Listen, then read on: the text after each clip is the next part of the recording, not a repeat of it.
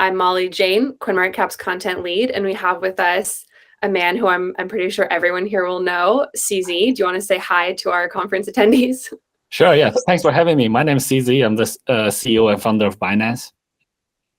Great. So my first question for you is, this is CoinMarketCap's first ever online conference. You know, we met in person back in 2019 at our in-person conference.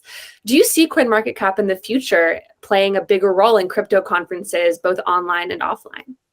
Yeah, absolutely. I mean, CoinMarketCap is the place where all the information in crypto should come together. And it's an information portal for all of crypto different cryptocurrencies, different exchanges, etc. And it's the most natural most natural player to organize both online and offline gatherings, etc. So that's how I met with the founder of CoinMarketCap, and then yeah. I mean, who could have predicted that our first conference would lead to this conference 2 years later with you now at the helm? Yeah, look, well, I think most CoinMarketCap is a very important player in the space. So it's very important for CoinMarketCap to continue to play that role of bringing everybody together. Yeah. So my next question, it's 2022. It's the third year of COVID. It's the start of what looks like could be a major bear market. You've mentioned a little bit about CoinMarketCap's role in conferences. What do you think CoinMarketCap's role in your dream world would be in the future of crypto for now? I think education. Well, CoinMarketCap is really all about information, right? So I think information accuracy, timeliness is very important. I think that's more or less there, and you would. The other part that's very, very important is just education. I think given the last sort of instance of the last little while, we see that many users are now well educated. So I think education is a very key part. Okay, that makes sense. I think if more people knew a little bit more about how stable coins worked, there would be there'd be a different outcome right now. I actually do have a question about that. So without naming any names or trying to stay neutral, like CoinMarketCap is, a recent project crash has led to a bit of a reckoning for algorithmic stablecoins in general. Do you think that they still play a role or hold a place in the future of crypto? I think, well, depending on how you define a role, I think, well, I'm just going to name names. I think everyone knows the project involved, UST, Luna, etc. So I don't think we need to be too shy about it. I think failures also play a role in the market. We learn from failures. So failed experiments are important. So like if you want to build Google from day one when the internet existed, without the previous search engines, it will probably not look like the Google today. Facebook is not the first social media that's been built. So we need, as painful as the crash is, we need to learn from. There's many lessons we need to learn. So I think it still serves as a lesson. Yeah. So one of the things that came out of this is that if you were a hodler of various different currencies during the market crash, you might actually be way ahead or you might be way behind. What's your philosophy on hodling throughout bull and bear markets? Yeah, so I do have quite a few thoughts there. I think basically it's very difficult to give a general trading strategy or holding strategy because everybody's situation is different. But generally, I would say for the majority of people, if you're not a trader in stock markets, if your job is not a trader, you probably won't be a good trader. That's just to be very frank. So hodling is usually a better strategy. But even with hodling, it's still a type of investment strategy. So how many coins do you hold? How diversified are you? And how much risk can you tolerate? It's still important. So for example, for me in 2014, I went all in on Bitcoin, and then I wasn't trading, I was just holding it. But my risk tolerance is high because if I lose a job, if Bitcoin went to zero, I can still get a job pretty easily at a bank or somewhere else, etc. So I still have my technical skills. So my lifestyle would not be very impacted. I usually spend only a portion of my salary each month anyway. So So as long as I can get the same kind of salary, then I'll be fine. So and for a person who depends, who for different type of person, or for different risk appetite, when you're holding, I would recommend most people to hold a much more diversified portfolio. So yeah, so everybody's a little bit different, but I think the majority of people probably should be using a holding strategy, and probably should use should be slightly more diversified. Yeah, so there was another big sort of quote unquote crypto disaster a few months ago when the Ronin bridge was hacked for many, many millions of dollars. And Binance played a pretty big role in helping make the company whole again with a cash investment afterwards. What do you think the role is of projects at different blockchains in this space? Do they have a responsibility to help each other out? Is it more of an every man for himself sort of competitive ecosystem? What are you seeing is the current environment right now? So what I see is in the crypto industry, even though each project is decentralized, its own island, but any single project failure do have spillover effects on multiple fronts, right? So investors lose confidence, the mainstream media paints a very negative picture of crypto, etc. There's a lot of the skepticism increases, and generally, most importantly, people do get hurt. And I think most of the industry players want to help each other, especially for like crisis situations or disaster events, like happened a few months ago, a couple of weeks ago. So when those things happen, I often see many industry players, especially the big ones, want to help. The difference here, I'll be very direct. On the Ronin hack, Axel Infinity's team, they acted very quickly. They took responsibility very quickly. They had a plan, and they know exactly what they're asking for. They needed cash. They needed money to bridge, to sort of actually to replenish the bridge. So they had a very specific ask. They had a very specific proposal, and it wasn't free money for them. They had to sell some, they had to sell some shares, etc. So they had to take the hit. But we were able to help them. We, together with other industry players, were able to help them with a cash shortfall. And no investors lost money. So no retail investors lost money. And that situation, I think, was quite well handled, and was handled within a matter of, I think it was handled in a matter of 1 or 2 days. Mm-hmm. Whereas in this Luna UST case, the response from the project team was a bit slow, and it was quite a bit murky, and there was a bit more, I would say, wrong decisions, or I wouldn't say wrong decision. I would say less optimum decisions being made, and they didn't have a specific ask, so it wasn't sure which proposal was gonna. Are they going to follow? So it took a while to reach the solution. So it was harder for us to help, but we do want to help. Yeah. So you brought up something that's really interesting, is that whenever there's a hack or something bad happening, bad PR in the crypto space for one project, it spills over into other projects. And you have become a sort of unofficial spokesperson that bridges the gap between the traditional world and the crypto world. How do you see yourself playing that role? Are you tired of it? Are you still ready to get on CNBC and say, this is what happened and why, and this is why crypto's not dead?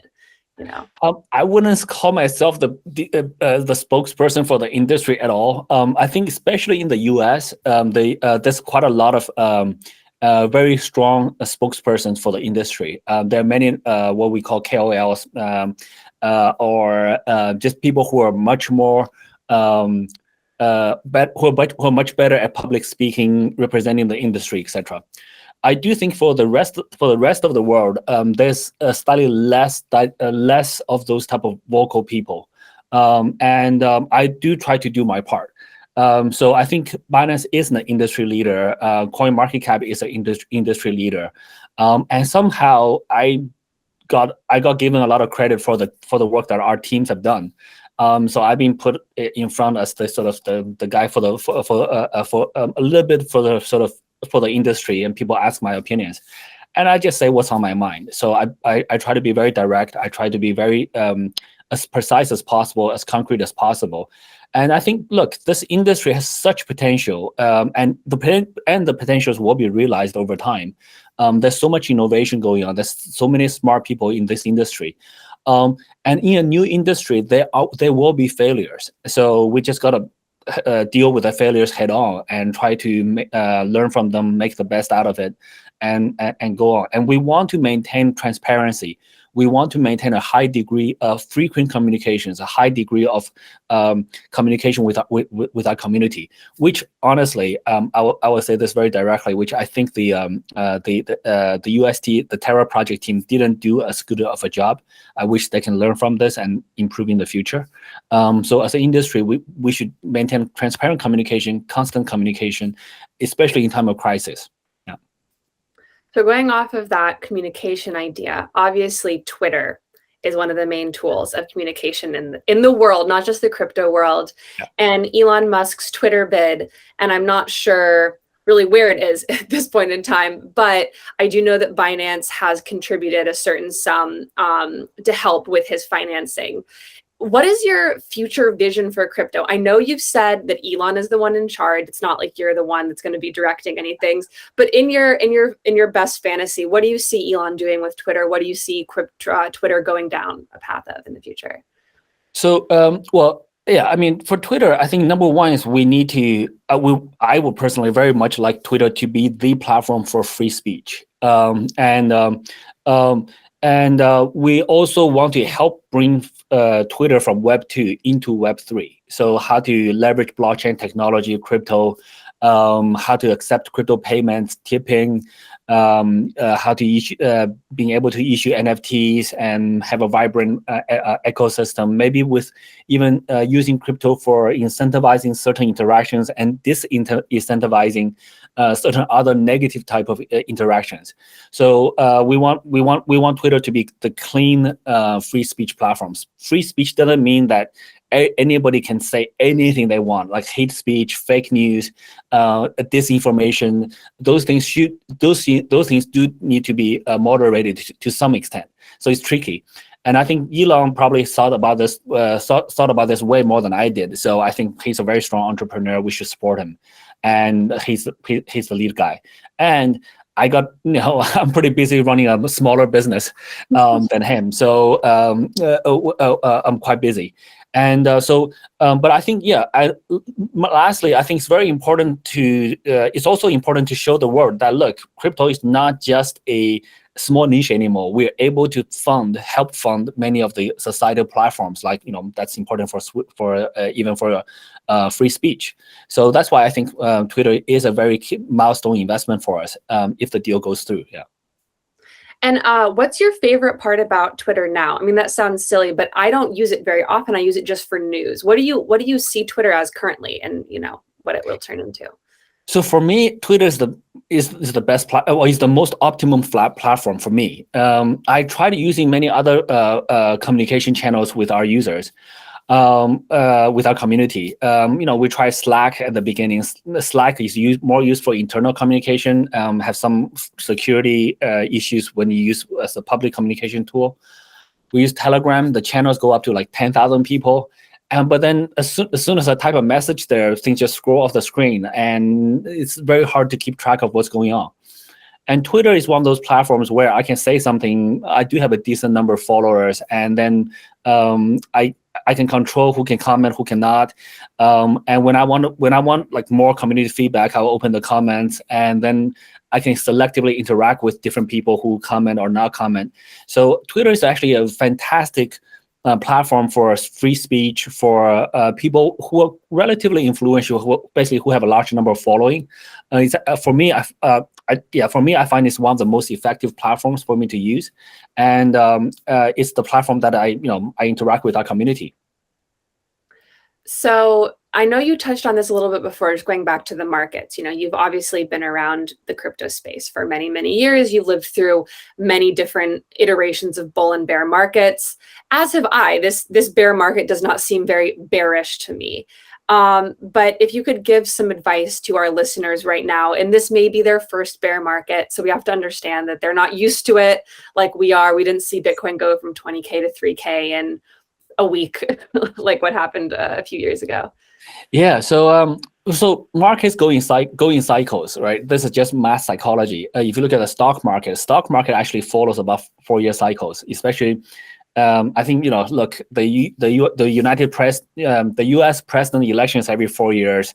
There's many 4-year cycles. Bitcoin halving is every 4 years. The stock market is every 4 years. So there's many 4-year cycles in our society, and if we look at the history of Bitcoin, it does have a 4-year cycle. There was an all-time high in 2013.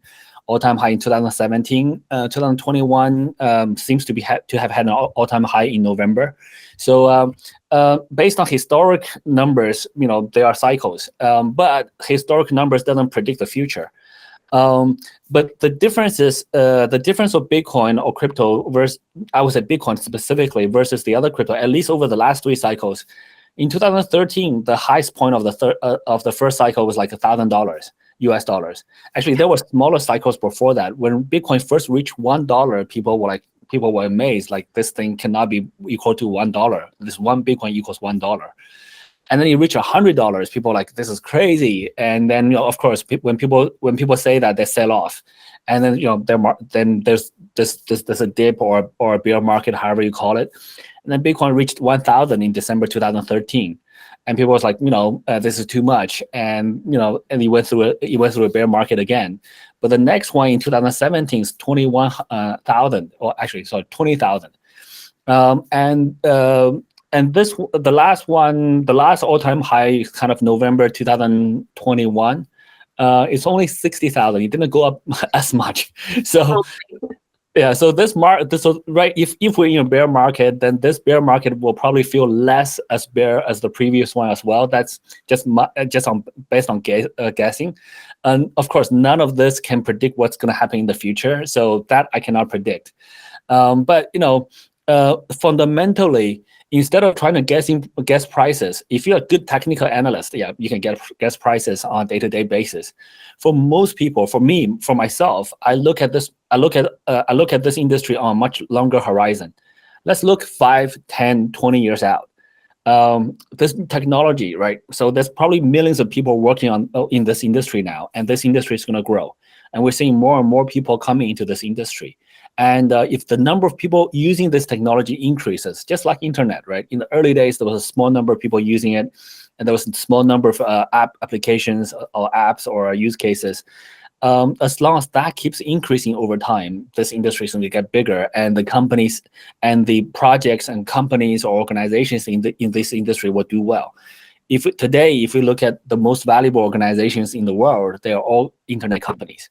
So I think as long as the industry continue to grow, longer term, the things will be good. Short term, within the next few months, few years, few months, few weeks, few days, few hours, very hard to predict. Yeah, I definitely agree. As someone that looks at the market every day for my job, I sometimes wish that things were a little bit more predictable, but that's not the point of crypto. The point is just you have to have a very long-term vision. Okay, I think we have time for one more question before our next panel here. Just any last words of advice for CoinMarketCap people? Everyone out there probably uses CoinMarketCap. What do you have to say to the CoinMarketCap users here in the audience? So do use CoinMarketCap as much as you can. But at the same time, I would say instead of following many different projects, I would say follow 3 to 5 or maybe maximum 10 projects in a lot of depth. Because if you follow more, you'll be shallow. You can't go into that much depth. When you follow like 3 to 5 projects, then you can follow them in a lot of depth. And then every time there's a little piece of news about that project, you will understand it. That's the best way to hold it. So you can follow the founders, you can follow the news, you can follow prices if you want, you can follow the new use cases, how the ecosystem develops. Follow them in a lot of detail. And CoinMarketCap offers one of the best platforms to follow that information. I think CoinMarketCap recently launched a new feature, which is a more community-driven feature. I think it's currently called Cryptown, and then it's changed to recently changed the name as well. Gravity. Yeah, we were inspired by your love of Twitter and thought, why don't we make our own? Yeah. So yeah, I'm just actually looking at the page to make sure that I get the name correct. So and that's a place where projects do share information, and so follow projects, learn about your favorite projects as much as you can. Do your own research. Don't just follow people's random advices on Twitter. That usually works really poorly. So yeah, just use caution when participating in this market. Okay, on that really cautious note, thank you so much for joining us today. We hope to have you back at many more conferences, maybe in person, like in 2019, maybe in our new online moon-based metaverse that we're talking in now. So sure, absolutely, yeah. Thank you so much, Molly. Yeah. Of course, thank you. Yeah. Cheers. Cheers. Okay.